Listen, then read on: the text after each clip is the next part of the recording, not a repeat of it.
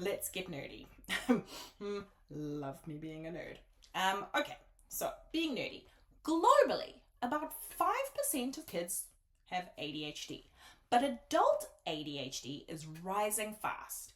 In the US, adult rates nearly doubled from 2.5% to 4.4% since 2007, and stimulant prescriptions jumped 30% from 2020 to 2022.